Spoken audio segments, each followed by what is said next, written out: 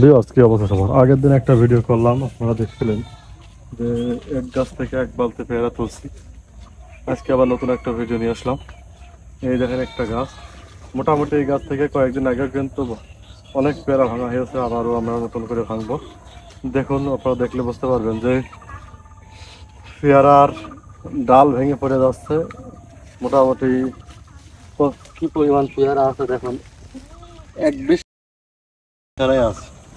তো আমি এই ক্যারেটটা এখন আমি ভরবো, তো দেখা যাক।